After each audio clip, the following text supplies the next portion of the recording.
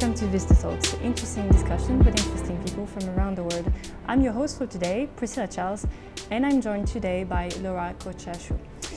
Laura is the International Content Strategy Manager at LinkedIn, which is the world's biggest professional network. You're very welcome, Laura. Thank you for having me. Thanks for coming today. To be here. So let's move on and get on with the show.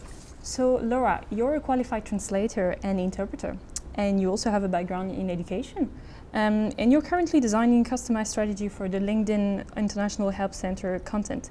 Can you explain a little bit about, I'm very curious, what is a globalization pioneer? This is what I've seen on your LinkedIn profile. Yeah, I like to call myself a pioneer of globalization. Globalization's been on the market now for more than 20 years. However, it's still new to the majority of the industries and businesses. So to try to introduce a new concept like this to how businesses usually design and promote their own products, it's quite a Sisyphean work. So that's why I call myself a pioneer. Globalization itself, as I was saying, it's not new at all. It was first mentioned in 1995 by Robertson, and then properly conceptualized later on in 97 by Nielsen. However, it's still something that it's not entirely integrated in the way businesses conduct their marketing and branding in general. Mm-hmm. It's actually a term that it's a smash term, if you want. It's a mix of globalization and localization, and it actually means the simultaneous occurrence of both universalizing and particularizing tendencies. So if you think about how businesses are designing for global products, yes, but having in mind local cultures. It's very, very hard to achieve, mm-hmm, and to get the right balance. That's what localization is. That's very interesting. That's something, that is not necessarily familiar to all of us yet. But it's great that you were working on this, yes, and you're promoting. So, coming back to your background, you hold a master's degree in translation studies from Dublin City University. Yeah. What attracted you to languages in the first place? So it's a long story, I would say. It's a long love story because languages has always been my passion as such. That's great. From very early, I remember from maybe secondary school. I was born in Transylvania, Romania, mm-hmm, very close to Dracula's castle, and I was lucky or not so lucky to experience the communism educational system, at that time languages was something that it was a compulsory option, if you know what I mean. Yeah. So I chose English and French, and I really enjoyed studying them. And then going further, after I finished high school, I went for studying BA in foreign languages and literatures, and the degree there was for both translator and interpreter and as a teacher. That was the amazing thing when we were studying foreign literatures too. Absolutely. That you were able to get the degree as a teacher. So I did that then for a few years back in Romania. I would say for 2 years and a half, 3 years more or less, and I was teaching back then English and Spanish. Oh, wow. Those were the two languages that I chose for my BA. So I was teaching these two languages for public and private schools. It wasn't very rewarding at the time, I must say. Oh. I really loved the actual interaction with kids, and I love teaching, and until today I love teaching and training. So I really find myself in that. After that, when I came to Ireland, just after my experience in teaching, I was trying to get something in the same sector but it was very hard to find something in the education system. And guess what? Everybody speaks English in Dublin. So, and they were obviously looking for native speakers rather than non-native speakers of the language. And then for Spanish, there was a big community of the Spanish teachers here. So I decided to try even more, though, because I really wanted that. And I did a course in teaching English as a second language here in Dublin School of Languages, I think it's called. It was back in 2007, and then they offered me actually a job there when I finished the course. For over the summer, I was teaching Spanish students. I was teaching them English. So that was really, I enjoyed it so much, but it was only for that summer. I tried to get something else in education, but I wasn't very successful. So then I tried something else. I worked as a translator and interpreter. And just after that, I found out about the MA that DCU was doing, and I decided to go for it. And it was an MA in Translation Studies. I found it really interesting. It was again with Spanish. I do love Spanish. It's just that I don't have the opportunity to use it that much. But yeah, that's my kind of short, long story of my passion for languages. That's and great. Now I get to do it again at LinkedIn. On a daily basis as well. Yeah. So I'm very lucky that I get to use it. It's fascinating. It's everything about languages and also linguistics. I think that from early ages, like I was fascinated by grammar and syntax rules and all that. So yeah. It's fantastic. You get to apply it every day. Yes. That's great. Yeah. And so now, coming back to your master's degree, so you've talked about how you got into Dublin City University, and I'm very curious about your dissertation, because you presented a dissertation on the website localization and its impact on international usability. And I understand that that localization really is the practice of conducting business according to both local and global consideration, which is a major factor, obviously, for global brands in various industries, such as localization. Can you tell us what you've observed studying localization? Yeah, so it was the first time I actually discovered the term when I studied for the MA, and I was thinking, what is this? Like glocalization, maybe I'm not reading it properly. It must be globalization. And then I read more about it and I'm like, wow, this is fascinating. Yes, this is it. Like it sounds ideal, as oxymoronic as it could sound, because it's a clash of two opposite terms, right? So going global but local as well. How can you do that? And it's very, very hard to find that balance to and I don't know if anybody's really doing it, but at a total level, let's say, if anybody found the perfect balance. We do it though at LinkedIn, and I'm like delighted to see it. We do it partly, so for LinkedIn we have a specific app that we designed for the Chinese market. So it's LinkedIn at core, but it's been specifically designed with features to meet the needs of the Chinese market. And it has features that maybe that you won't see on LinkedIn.com, but it's really LinkedIn.com at core. So like other examples I can give you, I think, there is the matcha or the green tea Kit Kat. So that's specifically designed for the Japanese market. And I think there are other examples for like the marketing sector, but on the localization, in the localization industry, it's really important if for businesses they would try to achieve that, to get a really good international user experience.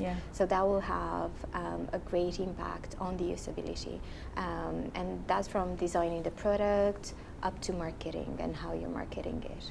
So really fascinating. Yeah, really fascinating and very important in our industry and in general. Yes, absolutely. To be able to target and impact and be as not performant, I want to say accurate as possible for the market. Yeah.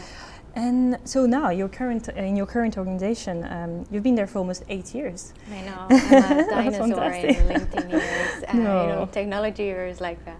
It's a very long time. Oh, I think that's fantastic. And you hold the position of International Content Strategy Manager, as we mentioned earlier, which is the world's LinkedIn is really just the world's biggest professional network, and with about 590 million members registered users. Wow. Yeah. So can you take us a little bit about your career? Take us through your career. I mean, your initial role in LinkedIn was a bit different at first, and how you've seen the role change and also adapt in the last 8 years. Yeah, it was support. So I started very early, just after 2 months that LinkedIn came to Dublin and established here as an international headquarters. So it was very, very early years. I think that the total number of employees were under 50. Oh, wow. And the headquarters was back on Sir Orgerson's Quay. Okay.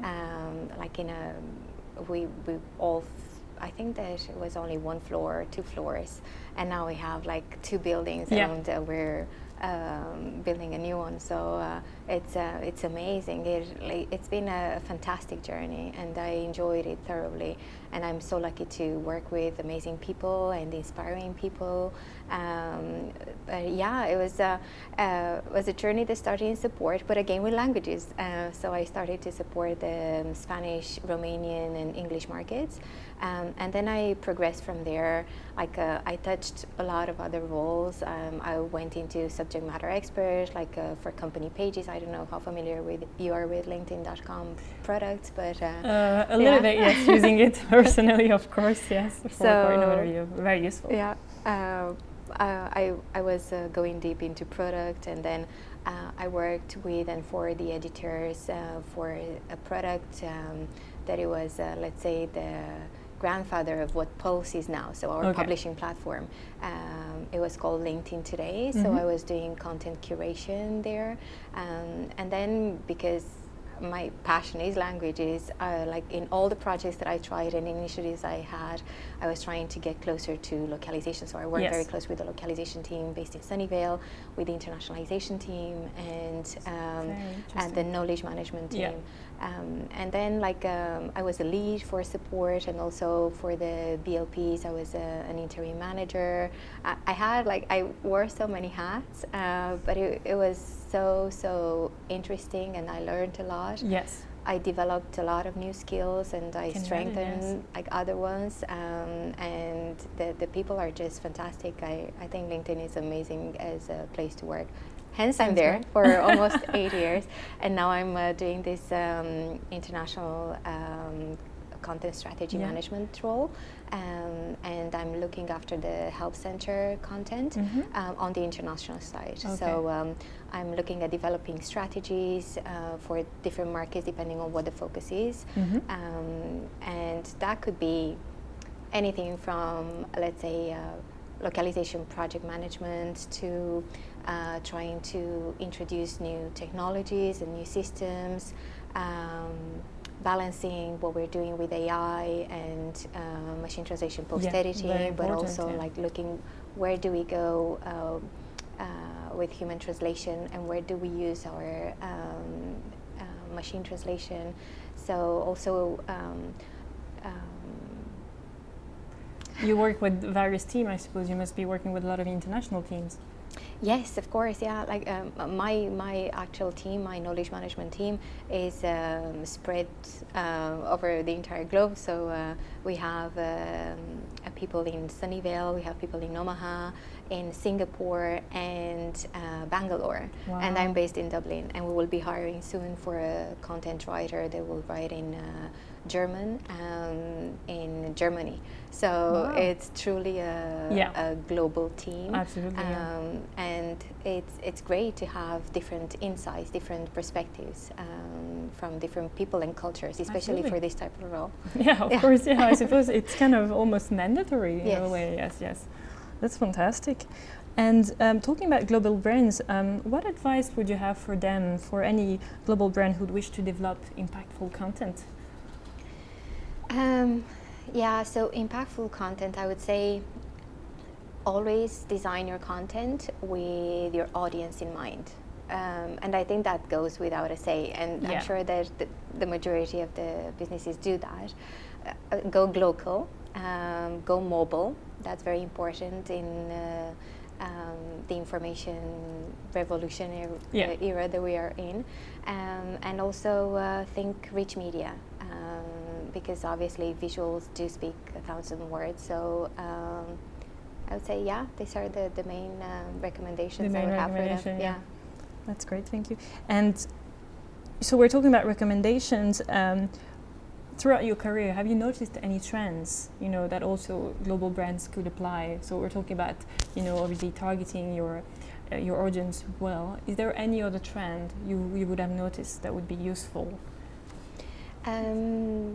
For our sector, for the technology sector, especially this year, I've seen a huge increase of the interest in actually applying of AI, and I think that's where we are going. So I would say this is a trend, and for localization, truly it's machine translation, right? So that would be mainly the core for AI. MTP is something that we're looking at as well, and I know that some other businesses do. So I would say MTP, so machine translation post-editing, is another trend. And other trends, I think, for content in general, I've noticed that there is interest in developing more and investing more in growing those content teams.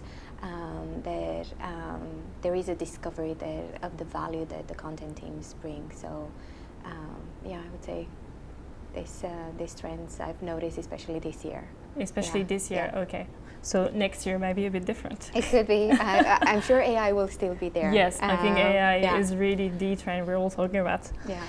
Fantastic. And so you're also so you have built relevant content, and you've been coaching different teams, right? Managing the best practices. So would you have any advice for brands who wish to build and manage teams on site and remotely in this fast-moving industry? Because it is a fast-moving industry. Yes, it is. It really is.